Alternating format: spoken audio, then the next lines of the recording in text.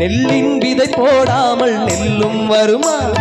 வேர்வை அது சிந்தாமல் வெள்ளி பணமா? வெள்ளை இளம் சிட்டுக்கள் வெற்றி கொடி கட்டுங்கள், சொர்க்கம் அதை தட்டுங்கள், விண்ணை தொடுங்கள். நெல்லின் விதை போடாமல் நெல்லும் வருமா? வேர்வை அது சிந்தாமல் வெள்ளி பணமா? வெள்ளை இளம் சிட்டுக்கள் வெற்றி கொடி கட்டுங்கள், சொர்க்கம் அதை தட்டுங்கள், விண்ணை தொடுங்கள்.